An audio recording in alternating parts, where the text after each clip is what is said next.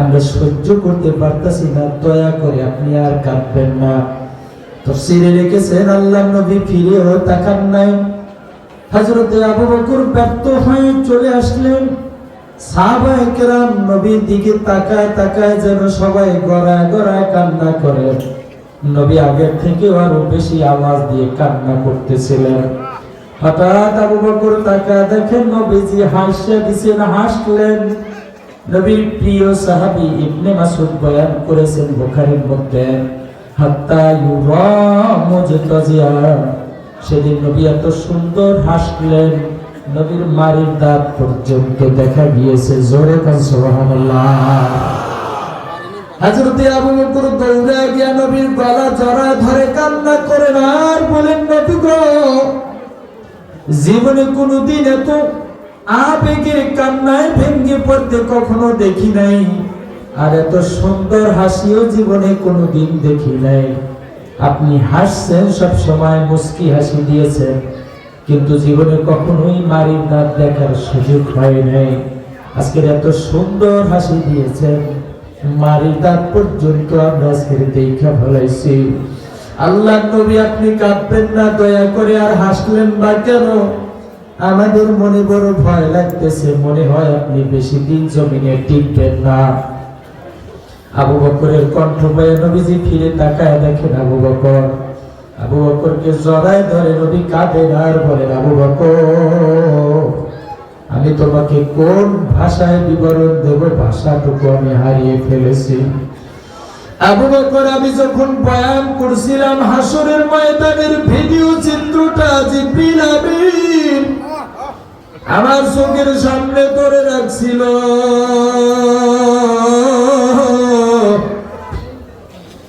যে ভিডিওর মধ্যে আমি দেখতে পেলাম হাসরের ময়দানের ভয়ঙ্কর চিত্র দেখিয়া নবীরা পর্যন্ত সিজদার মধ্যে লুটে কাঁদতে আর বলে, মালিক আমাদেরকে বাঁচাও,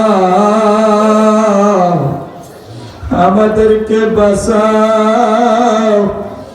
আবু বকর ৭০,০০০ শিকল লাগায়া জাহান্নামকে টেনে ধরে রাখার চেষ্টায় ব্যর্থ হওয়া ফেরেশতারা জাহান্নাম সামনের দিকে যায় আর ঘুরিম ঘুরিম আওয়াজ দেয়, যে আওয়াজের কারণে হাসরের ময়দানটা থরথর থরথর করে কাঁপতেছিল। আবু বকর, আমি নবীদের অবস্থা দেখিয়া, জাহান্নামের অবস্থা দেখিয়া, কিয়ামতের ভয়ঙ্কর এই চিত্র দেখিয়া সহ্য করতে পারি না। আবু বকর, ওই কিয়ামতের ময়দানে, হাসরের ময়দানে আমার একটা উম্মত যদি জাহান্নামের ফেরেশতারা নিয়ে যায়, আমি নবী আমার মাওলার সামনে এই চেহারা নিয়ে দাঁড়ায় কথা বলতে পারবো না। যে মাওলা আমাকে এত মর্যাদায় উদ্দীন করেছেন, ওই কিয়ামতের ময়দানে আমার একটা উম্মত যদি জাহান্নাম খায়া ফেলায়, আমি সেই জন্য কান্নায় ভেঙে পড়েছিলাম। আবু বকর কান্না করে আর বলে, নবী আপনি এত কান্নার মধ্য দিয়া, এত কষ্টের মধ্য দিয়ে আবার এত সুন্দর হাসি কিভাবে দিলেন?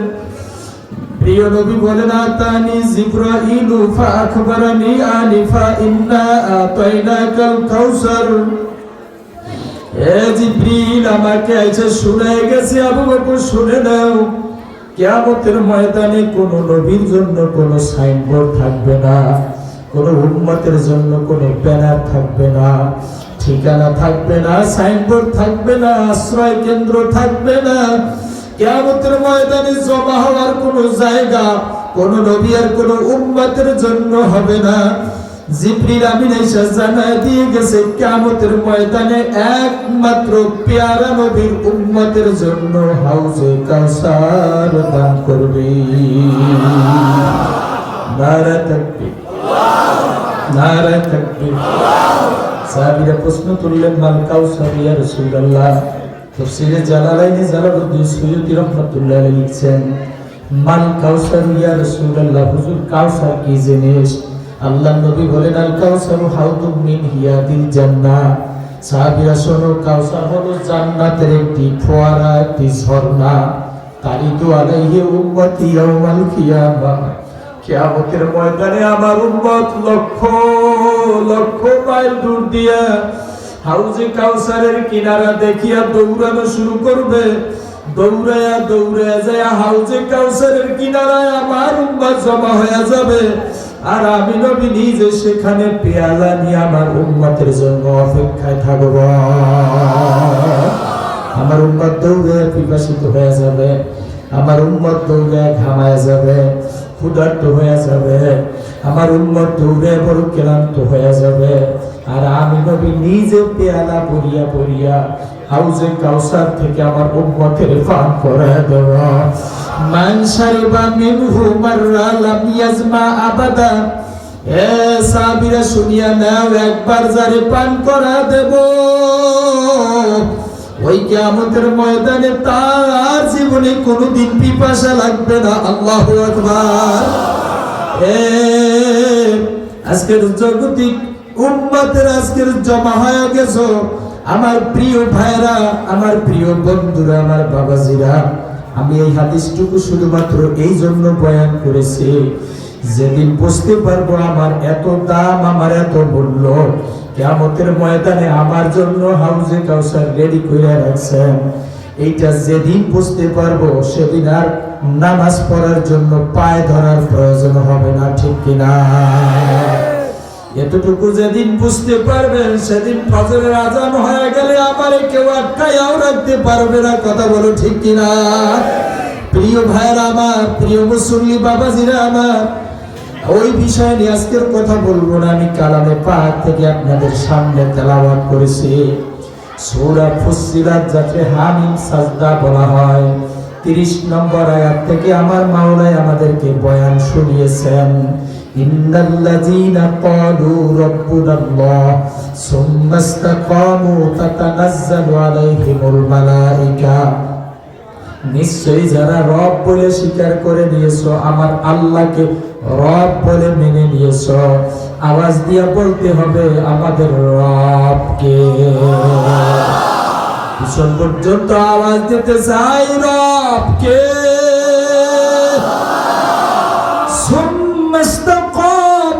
আমার মাওলা বয়ান শোনান।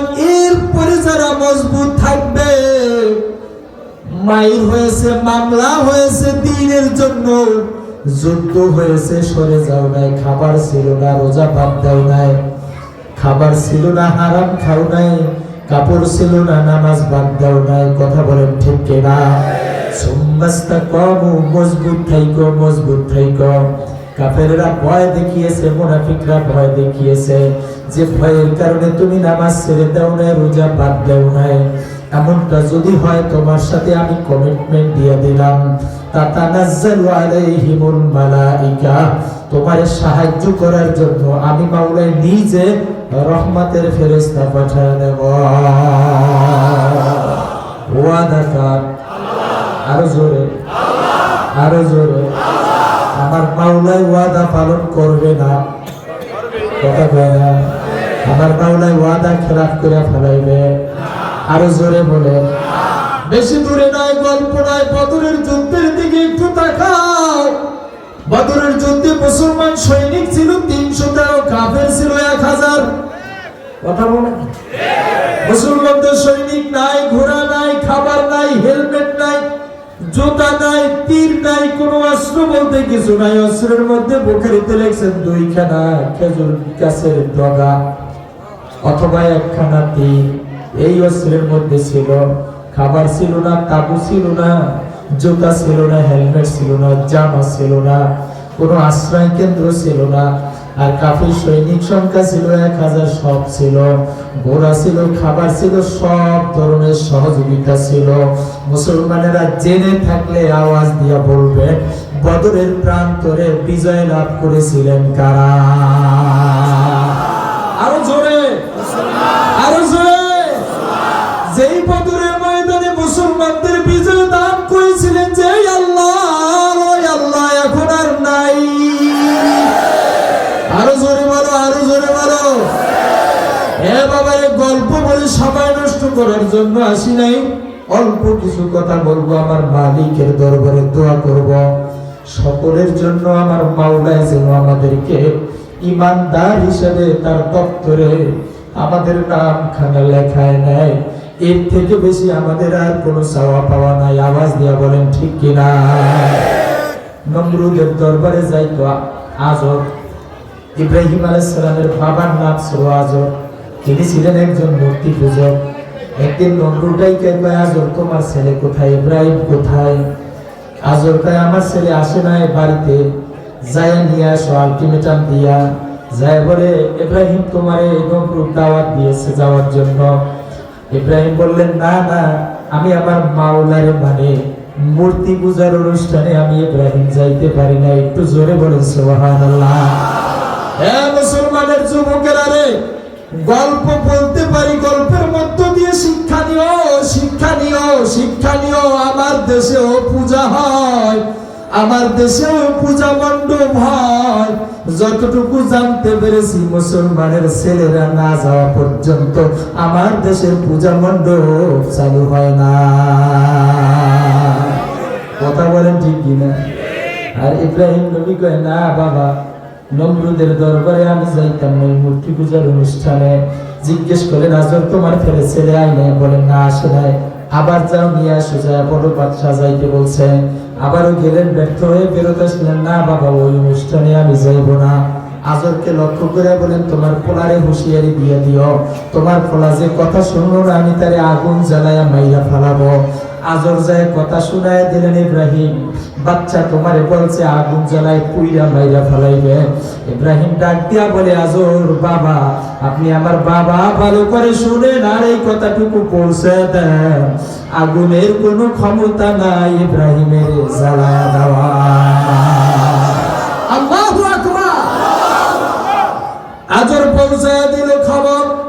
মালিমুত তানজিল ইমাম বকুবি লিখেন, আগুন জ্বালানোর নির্দেশ দিয়ে দিলেন। সৈনিকরা আগুন জ্বালানো শুরু করলো। 6 মাস পর্যন্ত আগুন জ্বালাইলো। আল্লাহু আকবার। 6 মাস পর্যন্ত যদি একটা জায়গায় আগুন জ্বালানো হয়, কি পরিমাণ তেজ হয়, তাপ হয়। তাফসীরে লিখেছেন 3 কিলোমিটার দূর থেকে কাছেও কেউ যাইতে পারে নাই। নমরুদ আগুনে ফেলাইবার জন্য এই পৃথিবীতে সর্বপ্রথম কেরেনের আবিষ্কার করেছিল নমরুদ। সৈনিক পাঠায়া ইব্রাহিম নবীরে ধইরাইয়া কেরেনের মধ্যে বসায় দিছে। তাফসীরে কাশফ লেখে, জিবরিল আমিন এসে সালাম দিয়া বলে, ওগো আল্লাহর নবী ইব্রাহিম, আমি জিবরিল আসি আপনাকে সাহায্য করার জন্য। আপনাকে ফালায় দেবে আগুনের মধ্যে, আপনার কি সাহায্য লাগবে আমার কাছে বলুন, আমি আপনাকে সাহায্য করব। ইব্রাহিম নবী বলে, ভাই জিবরিল কষ্ট পাইও না, আমার মাওলার কাছে যাইয়া বলিও তোমার সাহায্য আমার লাগবে না। জিবরিল আমিন চলে গেলেন, যা মাওলার কাছে বলেন, ওগো রব্বুল আলামিন, আমার মনটা বড় খারাপ, আপনার বন্ধু ইব্রাহিমের আগুনে ফালায় দিবে। আমি তার জন্য সাহায্য করতে গিয়েছিলাম, কিন্তু আপনার বন্ধু ইব্রাহিম আমার বইলা অপমান করলে আমার সাহায্য তার লাগবে না। রব্বুল আলামিন জিজ্ঞেস করলেন, আমার বন্ধু ইব্রাহিম কি বলছে? জিবরিল আমিন বললেন, আপনার বন্ধু ইব্রাহিম বলছে আপনার সাহায্য লাগবে না, আমার জন্য আমার মাওলাই যথেষ্ট। আমার বন্ধু ইব্রাহিম এই কথাই বলছে। বলে, হ্যাঁ এই কথাই বলছে।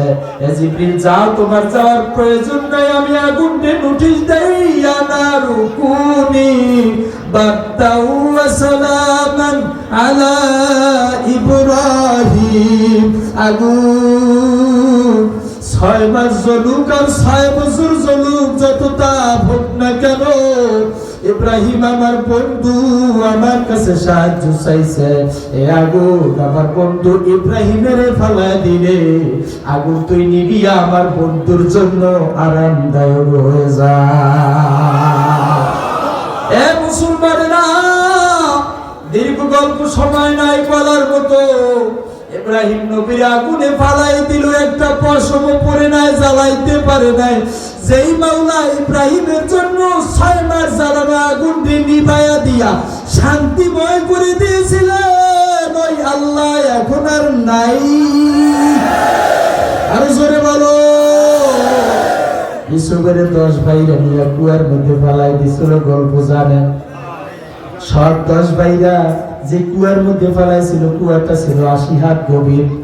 রশি কল্লার মধ্যে বাইন্ধে তারপরে 80 হাত গভীরের মধ্যে ফেলাইছে। জিবরিল আমিন রে আমার মাওলায় কয়, যাও না, আমার বন্ধু ইউসুফ যেন পানির মধ্যে না পড়ে। জোরে কোন সুবহানাল্লাহ। 80 হাত গভীর কুয়ার মধ্যে ফেলাইতেছিল। রব্বুল আলামিনের দরবারে তখন হাজির ছিল জিবরিল আমিন। জিবরিল আমিনের নিজে বলেন, তুমি জানা আল্লাহ আমাকে 600 ডানা দিয়েছেন, পাখা দিয়েছেন। 2টা পাখা দিয়া একবার ঝাড়া দিলে মানুষের দৃষ্টি সীমার বাইরে চলে যায়। জোরে কোন সুবহানাল্লাহ। কোনদিন জীবনে 600 ডানা পাখা আমি একত্রে ব্যবহার করি নাই, জীবনে 3 বার ব্যবহার করেছিলাম। একবার যেদিন ইউসুফ নবীর কুয়ার মধ্যে ফালায় দিছিল, আর ইউসুফ নবী আমার মাওলার উপরে ভরসাটা করেছিল, ভরসার রশিটা ছেড়ে দিয়েছিল, সেদিন আমি 600 ডানা ব্যবহার করিলাম। কুয়ার তলদেশে যায় পাখা বিছায় দেখছি, তাকায় দেখলাম ইউসুফ নবী এখনো কুয়ার মধ্যে আসে না। মুসলমানেরা বুঝে থাকলে বলবে, গল্প দিয়া সময় নষ্ট করবার জন্য না, শুধু একটু বুঝাইবার জন্য। ইন্নাল্লাযীনা ক্বালু রাব্বুনাল্লাহ, যারা স্বীকার করে নিয়েছো আমার প্রভুকে, সুম্মাস্তাকামু, এরপর যারা মজবুত থাকবে, তাতানাজ্জালু আলাইহিমুল মালাইকা, আমি মাওলাই কয় আমি তোমারে সাহায্য করার জিম্মাদারি আমি মাওলাই নিজ হাতে নিয়ে নিলাম। জোরে কোন সুবহানাল্লাহ। ইউসুফের 10 ভাইরা মিলিয়া কুয়ার মধ্যে ফালায় দিছিল। 80 হাত কুয়ার মধ্যে উঠার মতো ইউসুফ নবীর কোনো ক্ষমতা ছিল না। আমার মাওলার উপরে ভরসা করার কারণে 80 হাত গভীর কুয়ার মধ্য দিয়া উঠাইয়া মিশরের চেয়ারে বসাইয়া মিশরের বাচ্চা বানায় দিয়েছিলেন তিনি কে? ওই আল্লাহ এখন নাই, আরো জোরে বলো আছে। মুসলমানেরা, আব্দুল্লাহ ইবনে হুযায়ফার গল্প সবাই জানেন, বহুত হাদিসের মধ্যে বর্ণনা আছে। নবীজির জানা থাকা অবস্থায়, জীবিত থাকা অবস্থায় রোম সম্রাটের সাথে যুদ্ধ চলছিল। একটা বাহিনী সেখানে নবীজি যুদ্ধে পাঠাইছিলেন। যে বাহিনীর সর্দার ছিল আব্দুল্লাহ ইবনে হুযায়ফা, যে বাহিনীতে সৈনিক ছিলেন 40 জন, কত বর্ণনায় আছে 80 জন, 40 জন 80 জন ধরে নিলাম 100 জন, যুদ্ধ করতেছিলেন 100 জন। আর রোম বাহিনীর বিশাল বাহিনী, রোম সম্রাট এই মাত্র কয়েকজনের সাথে যুদ্ধে জিততে পারছিল না। একটু জোরে বলবেন না সুবহানাল্লাহ। রোম সম্রাট অগ্নিকার দিয়ে দিলেন, নির্দেশ দিয়ে দিলেন, মুসলমানের ময়দানে যাদেরকে পাইবা মারবা না, হত্যা করবা না, বাহিনী পাইলে আমার কাছে নিয়ে আসবা। একটা বাহিনী ধরা পড়ে গেল, আব্দুল্লাহ ইবনে হুযায়ফার বাহিনীটা ধরা পড়ে গেল। তার অধীনে 40 জন সৈনিক সহ আটকায় ফেললেন, রাজ দরবারে নিয়ে আটকায় ফেললেন। বাচ্চার চেয়ারের সাথে আরেকটা চেয়ার নিয়ে বসায়া জল্লাদদেরকে, উজির-নাজিরদেরকে বললেন, নেতা দলপতিকে নিয়ে আসো আমার সামনে।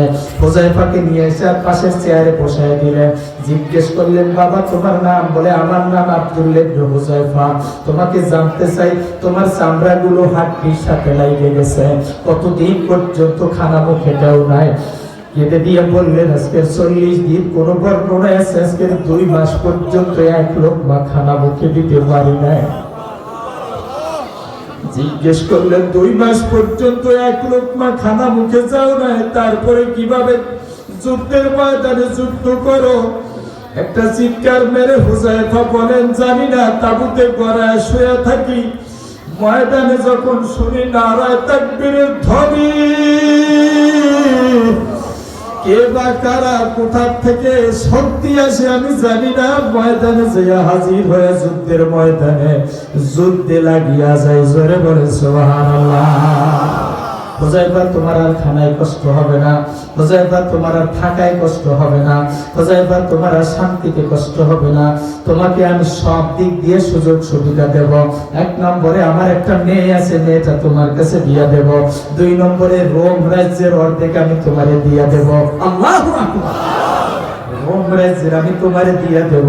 3 নম্বরে হলো এই যে মুসলমানদের বিরুদ্ধে আমি আর যুদ্ধ করব না। 4 নম্বরে হলো যারা বন্দী হয়ে গেছে তাদেরকে ছাইড়া দেব। 5 নম্বরে আমার ইন্তেকালের পরে, আমার চলে যাওয়ার পরে এই রোম রাজ্যের তুমি মালিক হয়ে যাইবা। বিনিময়ে একটা শর্ত মানতে হবে। কি শর্ত বাদশা নামদার? শর্ত হলো তোমার ধর্ম বাদ দিয়া আমার ধর্ম গ্রহণ করতে হবে। রোম সম্রাট তখন খ্রিস্টান ধর্মাবলম্বী ছিলেন, আমার ধর্ম খ্রিস্টান ধর্ম গ্রহণ করতে হবে।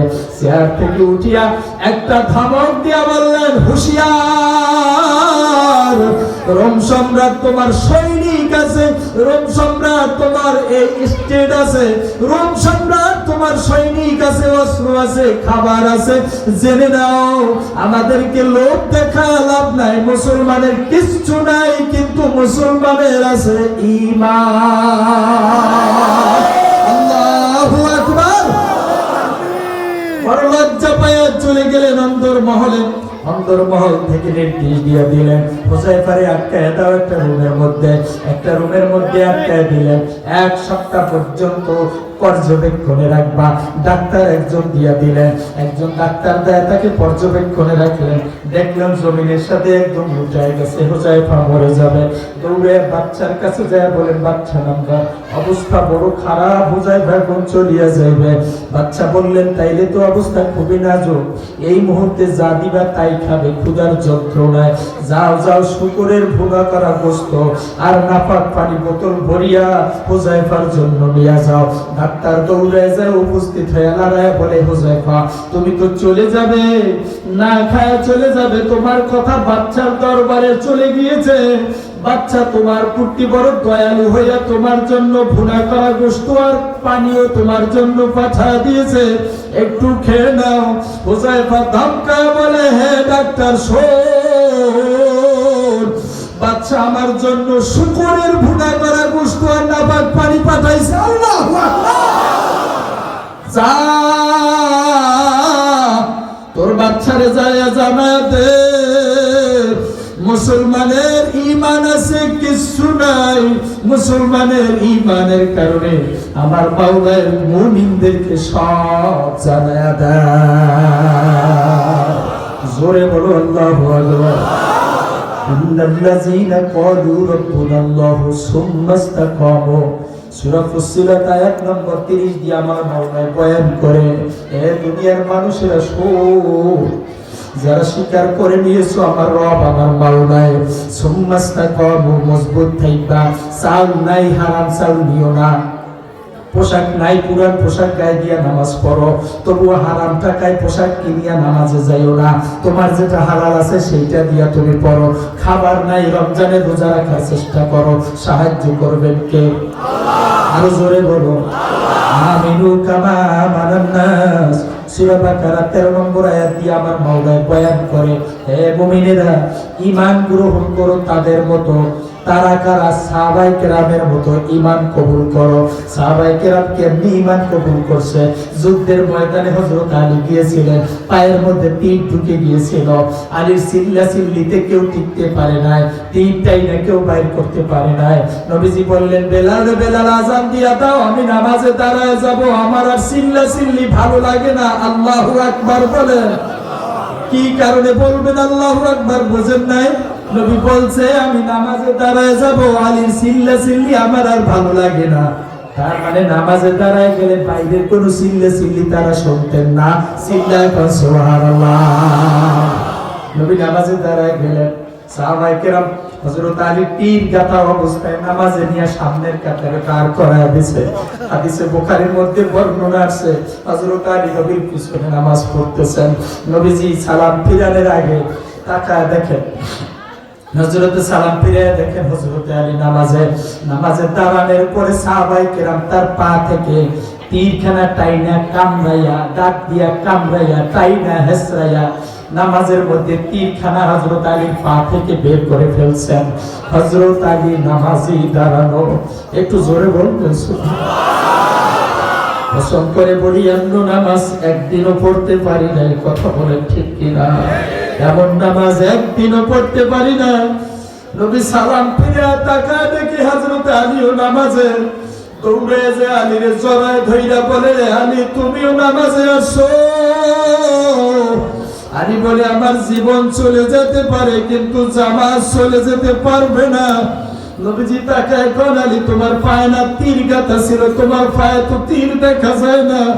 হযরত আলী পায়ের দিকে তাকায় কয় কসম মাওলার, তীর কে বা কারা নিছে আমি জানি না, আমি তো নামাজের মধ্যে আমার মাওলার সাথে কথা বলতেছিলাম। আল্লাহু আকবার। নবীর কাছে কালিমা কবুল করেছেন হযরতে আব্দুল্লাহ, তার আসল নাম আব্দুল উজ্জা। নবীর পিছনে এইবার জামাতে নামাজ পড়ে, নামাজের পরেই দৌড়ানো শুরু করছে। সাহাবীরা যায় নবীর কাছে বিচার দিয়ে দিলেন, ওগো আল্লাহর নবী, আব্দুল্লাহ আপনার মজলিসে বসে না, তালিমে বসে না। পরবর্তী ওয়াক্তে নবীজি ডাক দিয়ে বললেন, আব্দুল্লাহ তুমি আমার কথা না শুনে যাবে না। আব্দুল্লাহ নবীর সামনে এসে দাঁড়ায় গেছে। নবীজি বললেন, আব্দুল্লাহ তুমি আমারে মোটেও ভালোবাসো না। আব্দুল্লাহ জোরে জোরে চিল্লায় আর কান্না করে। নবীজি কাছে আইনা বললেন, তুমি যদি আমারে ভালোই বাসতে। আব্দুল্লাহ বলে, কসম আমার জীবনের থেকে নবী আপনাকে বেশি ভালোবাসি। আব্দুল্লাহ নবী বললেন, তুমি যদি আমারে ভালোই বাসতে তুমি আমার তালিমে কেন বসো না? আমার সালাম ফিরানোর পরে তুমি দৌড়ে বাড়ি চলে যাও। আব্দুল্লাহ জোরে জোরে কান্না করে। নবী জিজ্ঞেস করলেন, তুমি কান্না করো কেন?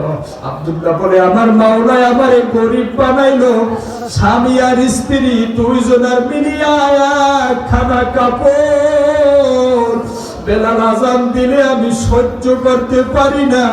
স্ত্রীরে মাটির গর্তের মধ্যে লুকায় রাইখা কাপড় খানা নিয়া আপনার পিছনে নামাজে দাঁড়াই। সালাম ফিরানো হয়ে গেলে আমি দৌড়ে যাই, গর্তের মধ্যে আমি আব্দুল্লাহ লুকায় যাই। আর কাপড়খানা আমার স্ত্রী দিলে আমার স্ত্রীও নামাজে দাঁড়ায়। নবীজি জড়ায় ধরে বললেন, আব্দুল্লাহ তোমার ঈমান এত মজবুত, কিয়ামতের ময়দানে তুমি আর আমি একসাথে জান্নাতে থাকবো। ইন্নাল্লাযীনা আমানু ওয়া আমিলুস সলিহাতি কানাত লাহুম জান্নাতুল ফিরদাউসি নুজুলা। সূরা কাহাফ 107 নম্বর আয়াত দিয়ে আমার মাওলাই বয়ান দেন, হে দুনিয়ার মানুষেরা শোনো, কিয়ামতের ময়দানে যায় বললে হবে না আমি চরমোনাই হুজুরের মুরিদ ছিলাম, এটা জিজ্ঞেস করা হবে না। আমি শর্ষিনা হুজুরের মুরিদ ছিলাম, জিজ্ঞেস করা হবে না। আমি কেওড়া বুনিয়ার পীর ছিলাম, মুরিদ ছিলাম, আমি বড় বক্তা ছিলাম, আমি বড় শাইখুল হাদিস ছিলাম, আমি বড় খতিব ছিলাম, আমি বড় মাওলানা ছিলাম, আমি বড় প্রিন্সিপাল ছিলাম, আমি এমপি ছিলাম, মন্ত্রী ছিলাম, কোন পরিচয় আমার মাওলার দরবারে চলবে না। কথা বলো ঠিক কিনা? আমার মাওলায় বলে, কিয়ামতের ময়দানে আমার কাছে দুইটা পরিচয় লাগবে, ইন্নাল্লাযীনা আমানু ওয়া আমিলুস সলিহাত। কিয়ামতের ময়দানে দুইটা পরিচয় লাগবে, এক নম্বরে ঈমান, দুই নম্বরে নেক আমল। আওয়াজ দিয়ে বলবেন, এক নম্বরে ঈমান, দুই নম্বরে নেক আমল। এই দুই সনদ যদি তোমার কাছে থাকে, আমার কাছে থাকে, তুমি যদি খেওয়াওয়ালা হও, তুমি যদি অটোওয়ালা হও, তুমি যদি ভ্যান চালাও, আমার মাওলায় দেখবে না, কানাত লাহুম জান্নাতুল ফিরদাউসি নুজুলা। আমার মাওলায় বলে, তোমার সাথে আমার কমিটমেন্ট হয়ে গেল, ওয়াদা হয়ে গেল, দুই সনদের মালিক যদি তুমি থাকো, কিয়ামতের ময়দানে তোমার জন্য জান্নাতুল ফিরদাউসের মেহমানখানা আমি রেডি করে রাখছি। ওয়াদা কার? আল্লাহ। আরো জোরে বলো, আরো জোরে বলো। হে মুসলমান বাবারে, দুইটা সনদ আমাকে কামাই করতে হবে। আমার মাওলায় শিক্ষাগত যোগ্যতা জিজ্ঞেস করবে না, সনদ দেখবে না, আমার মাওলায় বংশ পরিচয় দেখবে না, আমার মাওলায় দেখবে না তোমার চেহারা কেমন, কালা না ধলা। আমার মাওলা দেখবে দুই সনদ যার কাছে আছে। বাবারে, বেলালের মতো মানুষ কোনো ধরনের যোগ্যতা নাই, কিন্তু দুই সনদের কারণে আমার নবীর মসজিদের মুয়াজ্জিনে চান্স পেয়েছে। জোরে কোন সুবহানাল্লাহ। যেই মসজিদে এক রাকাতে নবী 50,000 রাকাতের সওয়াব ঘোষণা করেছেন, ওই মসজিদের মুয়াজ্জিন হযরতে বেলাল। তাফসীরে লিখেছেন, বেলাল তোতলা, 2 নম্বরে বেলাল নিগ্রো, 3 নম্বরে বেলাল গোলামের বংশধর, 4 নম্বরে বেলাল অশিক্ষিত, কোন ধরনের যোগ্যতা বেলালের ছিল না, কিন্তু ঈমান আর আমল 2 সনদের মালিক বেলাল ছিল। জোরে কোন ঠিক কিনা? 2 সনদের কারণে মসজিদে নববীতে ইমাম মুয়াজ্জিন হয়ে গেছিলেন। আমিও যদি আজকের আমলের মালিক হয়ে যাই, আমার মাওলার দরবারে আমার স্থান কত মর্যাদাবান হয়ে যাবে। হাদিসে বুখারীর মধ্যে বর্ণনা আছে, হযরত খাদিজাতুল কুবরার ইন্তেকাল হয়ে গেছে। আল্লাহ নবী নিজ হাতে খাদিজাতুল কুবরাকে দাফন করেছেন। খাদিজাতুল কুবরার জানাজা হয় নাই। সমস্ত হাদিসের মধ্যে বর্ণনা আছে খাদিজার জানাজা হয় নাই, কারণ তখন জানাজার বিধান বা হুকুম নাজিল হয় নাই। বিনা জানাজায় খাদিজাকে দাফন করে দিয়েছেন নবীজি। মাথার কাছে দাঁড়ায় নবী কান্না শুরু করলেন। সাহাবায়ে কেরাম দেখা তারাও গইরে গইরিয়া মাটির মধ্যে ধুলার মধ্যে কাঁদতেছেন। হযরতে আবু বকর যাইয়া বলেন, আল্লাহর নবী আপনি যদি এইভাবে কান্না করেন কবরের কিনারায় আপনার উম্মতেরা রসুল বানায় ফেলাইবে, আপনি কাঁদবেন না। হযরতে আবু বকরের কথায় নবী ফিরেও তাকালেন না। নবী আবার জোরে জোরে কাঁদতেছেন, আবার নবী গেলেন। আবু বকর ব্যর্থ হয়ে ফেরত আসলো।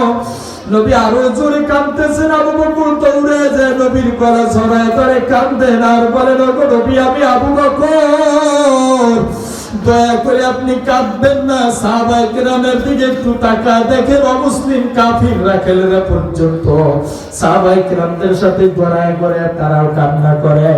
আবু বকরের কণ্ঠ পেয়ে নবী আবু বকরকে জড়ায় ধরে বলেন, আবু বকর তুমি আমার কান্নায় বাধা দিও না। তুমি কি জানো খাদিজাতুল কুবরা কে? যেদিন আমার বাবা চলে গেছে আমার বাবারে আমি দেখি নাই। আমার বাবার কবরখানা দেখতে গিয়েছিলাম আমার মায়ের সাথে। ফেরার পথে আবুয়া নামক জায়গায় আমার মাও দুনিয়া থেকে বিদায়।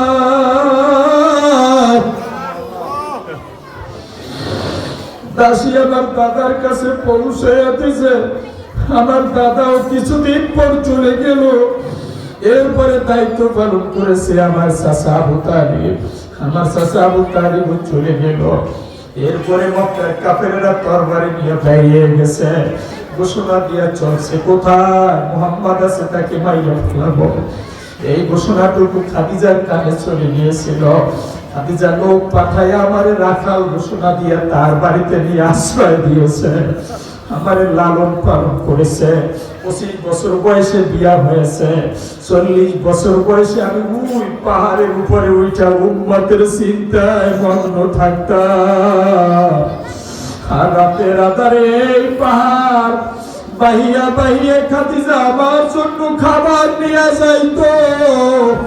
আমি তাকায় দেখতাম সব রক্তাক্ত হয়ে গেছে, কান গাল কপাল বেবে রক্তগুলো পড়ছে। আমি জিজ্ঞেস করতাম খাদিজা রক্তগুলো কিসের? চাপায় রাখতেন, বলতেন না। একদিন খুব শক্ত করে ধরছিলাম, বলতেই হবে। কেঁদে ফেলে বললেন, আমি খাবার নিয়ে আসার সময় পড়ে গিয়েছি, পাথরের আঘাত লাগা তাতে কেটে গিয়েছে। আপনি তো একদিনও আমার কাছে বলেন নাই। হযরত খাদিজা বললেন, আপনি হলেন এতিম মানুষ, একজন দুঃখী মানুষ। আপনার এখানে ভুখা রাখিয়া ক্ষুধার্ত রাখিয়া আমি খাদিজা আরামে ঘুমাইবো আর খাইবো, এটা আমি পারবো না। এই জন্য নিয়ে আসছি, কখনো বলি নাই আপনাকে। আবু বকর এই খাদিজারে এখানে ঘুম পড়ায় রাইখা আমি বাসায় যাইয়া ঘুমাইতে পারবো না। আবু বকর আমি এখানে দাঁড়ায়া দাঁড়ায়া খাদিজার প্রশ্ন করলে জবাব দিব, আমার নিজ কানে আমি শুনবো, তারপরে আমি এখান থেকে ফেরত যাব। আমার কান্না করতে বাধা দিও না। হাদিসে বুখারীর মধ্যে লিখেছেন নবী আবার জোরে জোরে কান্না শুরু করেছেন। আবু বকর ব্যর্থ হয়ে চলে গেলেন। জিবরিল আমিন এসে সালাম দিয়া বলে, আল্লাহর নবী আর কাঁদবেন না। মাওলার দরবারে খাদিজার ঈমান ও আমলটুকু কবুল হয়ে গেছে। আমার মাওলা জানা দিয়েছে, খাদিজার প্রশ্ন করলে প্রশ্নের জবাব খাদিজার দেওয়া লাগবে না। আমার মাওলা আসমান থেকে খাদিজার প্রশ্নের জবাব দিয়ে দেবে। মুসলমান বাবারে, ইন্নাল্লাযীনা আমানু ওয়া আমিলুস সলিহাতে, আজকে এখান থেকে নিয়ত করব জীবনে আর কোনোদিন আমলের বাইরে আমার জীবন চলবে না, ঈমানের বাইরে আমার জীবন চলবে না। খাদিজাতুল কুবরার জানাজা হয় নাই, বিনা জানাজায় কবরে শুয়াও প্রশ্নের জবাব আমার মাওলায় দিবেন। আমার আমলটুকু যদি খাদিজার মতো বানাইতে পারি, যে নবী আমার সারা জীবন শুধু আমার জন্য কষ্ট করেই গেছেন, এই উম্মাতকে কিভাবে জাহান্নাম থেকে বাঁচাইয়া নাজাত দেওয়া যায়। হাদিসে বুখারীর আরেকখানা হাদিস বর্ণনা করেছেন মারিফুত তানজিল ইমাম বগবী, একবার মদিনায় 3 দিন পর্যন্ত নবীর কোনো খোঁজ পাওয়া যাচ্ছিল না। হযরতে আবু বকর, ওমর, উসমান আলী ময়দানের মধ্যে দৌড়ায় আর বাচ্চা শিশুর মতো চিল্লায় চিল্লায় কাঁদে। মদিনার যুবকেরা হযরতে আবু বকরকে জড়ায় ধরলেন আর বললেন, আপনি তো বয়োজ্যেষ্ঠ মানুষ, বুড়া মানুষ, বয়স্ক মানুষ, আপনি বাচ্চা শিশুর মতো এইভাবে পাগলামি করে কান্না করেন কেন? বাচ্চাদেরকে জড়ায় ধরে জবাব দিলেন, হ্যাঁ মদিনার যুবকেরা রে, জানো আজকের 3 দিন পর্যন্ত আমার বন্ধুরে আমি পাই না। আজকের 3 দিন পর্যন্ত মদিনায় রান্না বান্না বন্ধ হয়ে গেছে। ছোট বাচ্চারা মায়ের বুকের দুধে পর্যন্ত মুখ লাগায় না, বকরিরা পর্যন্ত ঘাসে মুখ লাগায় না, ছোট বাচ্চাগুলো দুধ পর্যন্ত খায় না। এক হাহাকার পরিবেশ তৈরি হয়ে গেছে। আমার নবী নাই, সব জায়গায় খবর হয়ে গেছে কাফেররা নবীরে মাইরা ফেলাইছে।